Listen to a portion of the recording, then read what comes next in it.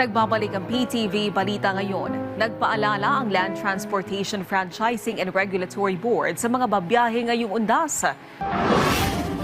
Lain nitong matiyak ang ligtas at maayos na pagdating nila sa kanilang mga probinsya.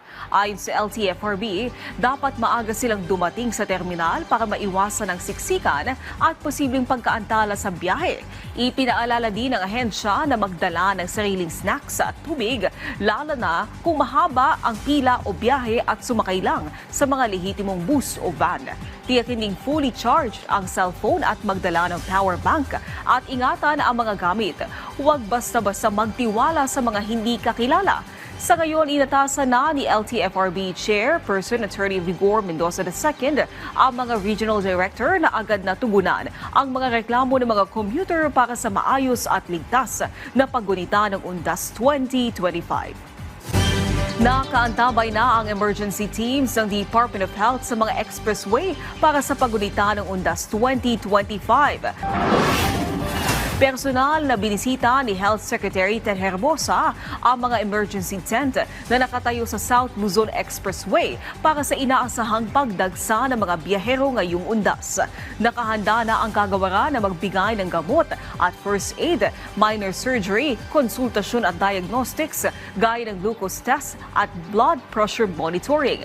Nakadeploy na rin ang mga doktor at iba pang emergency responders habang mayroon ng 2 ambulansyang nakaantabay para sa agarang paglipat ng mga pasyenteng kailanganing may padala sa ospital.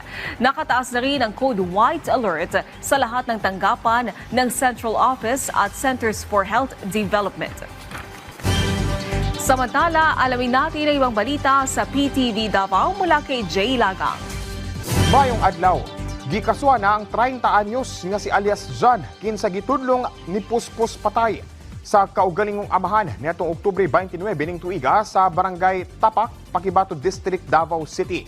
Kinumduman nga wala na mahitsura ang amahan niini nga si alias Romeo, 58 anyos, human nga gibunalan og kahoy ug pala nga miresulta sa mangilngig nga kamatayon sa biktima. Subay sa inisyang investigasyon, nangapil lamang ang amahan dihang nitungha si alias John aron nga kumprontahon ang amahan. Kasong parricide ang gipasangat nga kaso sa maong dinakpan. Nagpagula na og traffic plan ang Davao City Transport and Traffic Management Office alang sa dagan sa trapiko subay sa pag-obserba sa kalag-kalag karong tuiga. Sugod karong Nobyembre 1 hangtod 2 ning tuiga, one way ang agian sa mga sakyanan gikan sa Father Selga Street, corner F. Torres, padulong sa Circumferential Road, corner Jade Street. Ang mga sakyanan padulong sa San Pedro, Memorial ug Forest Lake mamahimong musubay sa Jade Street, dayon nga pawala sa Turquoise Street. Regulated ang no entry sa mga sakyanan gikan Father Selga Street, corner Circumferential Road, padulong Roman Catholic Cemetery. Bawal sa bang pagpark sa mga sakyanan at tubangan sa tanang sementeryo sa dalang Circumferential Road. Samtang sa Chinese Cemetery, one-way ang vehicular traffic sa Sarenas Road gikan corner Gaul Street padulong corner Bakaka Road. Tanang sakyanan padulong Chinese Cemetery gikan Bakaka Road mamahimong mogamit sa JP Laurel Avenue. Samtang sa Buhangin Memorial Park, one-way ang vehicular traffic sa Kabantian Road gikan Buhangin Milan padulong corner Mamay Road. No entry sa Kabantian Jehovah Road hangtod Buhangin Memorial Park. Ana sa kapin 700 ka traffic enforcers ang ipakatag aron nga magbantay sa mga kadalanan sa syudad.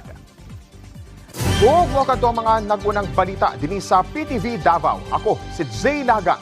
Mayong adlaw. Daghang salamat, Jay Lagang. At yan ang mga balita sa oras na ito. Para sa iba pang update, i-follow at i-like kami sa aming social media sites sa PTV PH. Ako po si Naomi Tiburcio para sa Pambansang TV sa Bagong Pilipinas.